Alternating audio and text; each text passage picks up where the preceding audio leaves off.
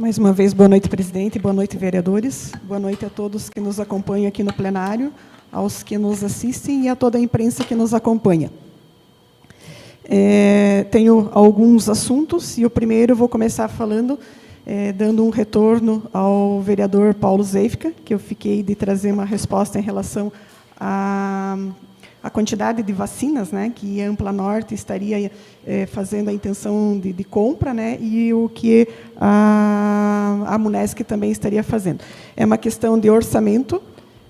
Cada município ele determinou o número de vacinas, é uma intenção, né, não é um pedido confirmado, não é uma compra garantida, é uma intenção de compra dessas vacinas. Então, existem prioridades, né, que a gente sabe que a União, né, que deveria estar comprando todas essas vacinas, mas naquilo que a União não atender ao Plano Nacional de Vacinação, os estados e municípios também podem, mas existe toda uma questão de demanda e de ter ou não ter vacina no mercado, e nós sabemos que, no momento, não há vacina suficiente para atender a todos. Mas a questão de São Bento do Sul ter feito um empenho, uma intenção de compra de 20 mil doses, foi por uma questão de orçamento, assim como poderia ter feito num volume maior, e assim como pode fazer uma quantidade maior futuramente também.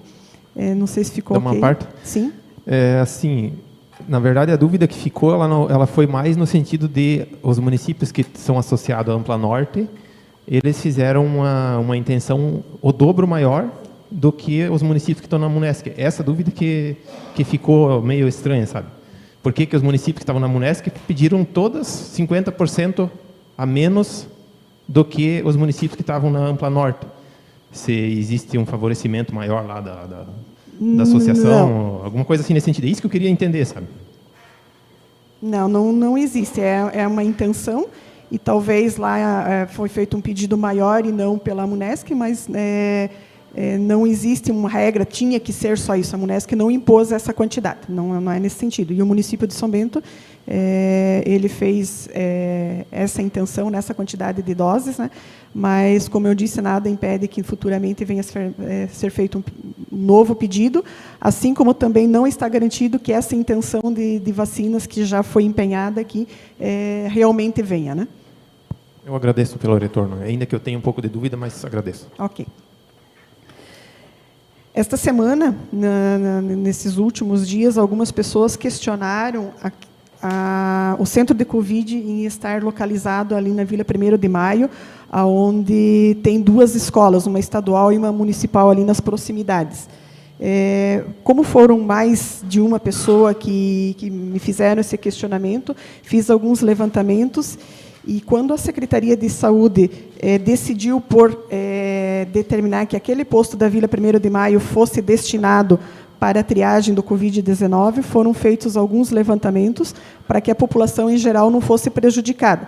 Por exemplo, se fosse destinado um posto de algum bairro, Serra Alta, Vila Centenário, Cruzeiro, algum posto que é maior e que pudesse ter um maior número de pessoas dentro do posto para aguardar e serem atendidos, no entanto, aqueles bairros ficariam desguarnecidos de posto de saúde e do programa do ESF também. Então, pensando como comunidade maior, como uma coletividade, o prejuízo seria maior se um desses postos fosse destinado à triagem do Covid-19 do que o posto da Vila 1º de Maio, e ainda não que o posto da 1º de Maio seja totalmente centralizado, mas ainda ele é mais centralizado do que qualquer um desses outros postos, desses bairros maiores que eu falei anteriormente.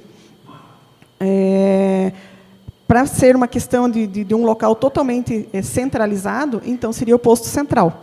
Só que para suspender todas as atividades que tem no posto central, a parte de odontologia, a parte de algumas especialidades, de exames, toda a parte da vacinação, que não da Covid, mas toda outra vacinação rotineira, então seria um prejuízo ainda maior para a comunidade também. Por isso foi escolhido o posto da 1º de Maio, aquela comunidade foi sacrificada, mas ela pode ser atendida nos demais postos, né? E foi montado o posto de atendimento, de triagem da Covid-19 ali. Quanto às escolas, existe todo um protocolo que as escolas seguem, tanto a estadual quanto a municipal, e esses protocolos são reforçados, os pedidos para que sejam atendidos muito bem. Então, as crianças, estando no pátio escolar ou na escola, elas estão seguindo os protocolos, os professores, os funcionários das escolas estão cobrando.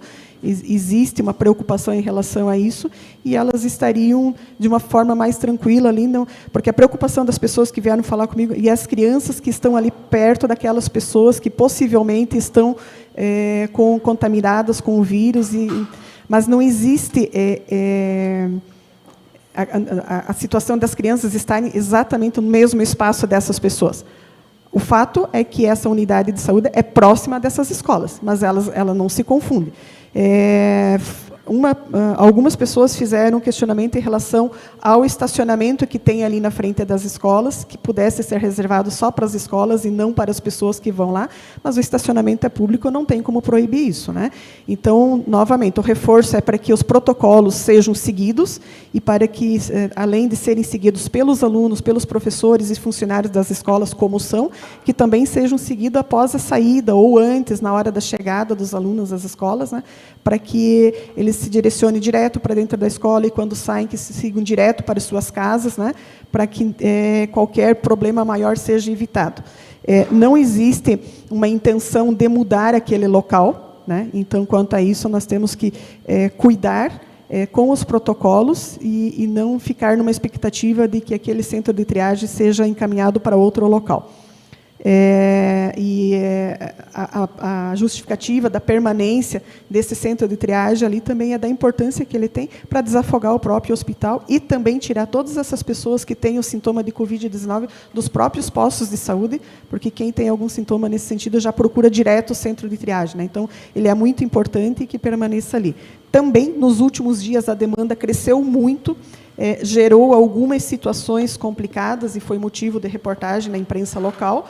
E, nesse sentido, a Secretaria de Saúde está providenciando, já saiu também na imprensa, né, colocação de mais toldo para que essas pessoas que lá esperam, e elas têm que esperar também, às vezes, na fila do lado de fora, porque não pode ter aglomeração, mas que tenham alguma proteção contra o sol e contra a chuva, né, que pode acontecer enquanto elas esperam ali.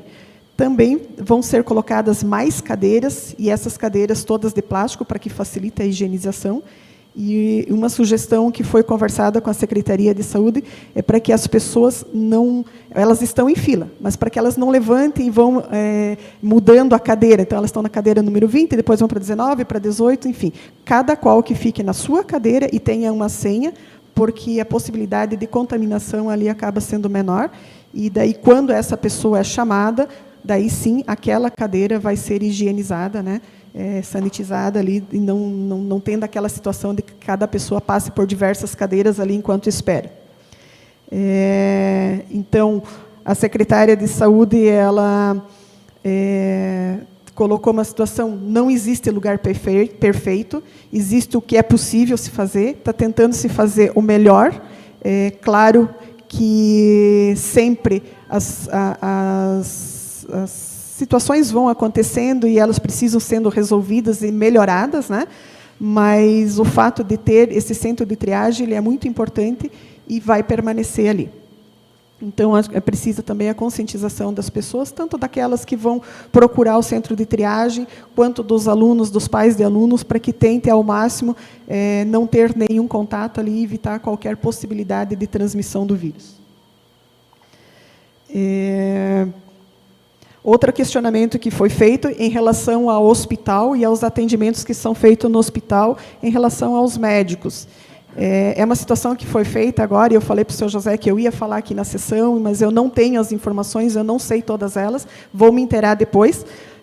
O que eu sei é que a prefeitura ela contrata o serviço de urgência e emergência no hospital, 7 dias por semana, 24 horas por dia.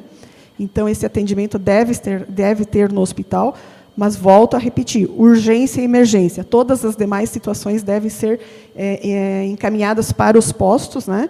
E, em relação ao médico atender tanto o SUS, quanto o Unimed, quanto o particular, é uma situação que eu não tenho a resposta e vou procurar verificar para trazer isso futuramente.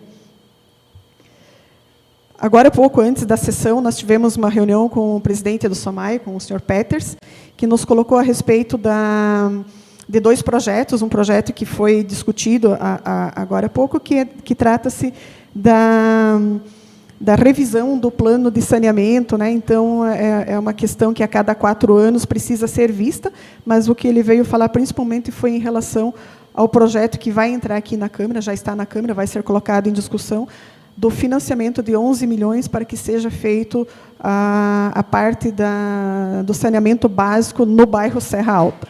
Então, vão ser praticamente 2.000 pessoas, 2.000 casas, 2.000 famílias que vão ser atendidas com esta extensão do saneamento básico.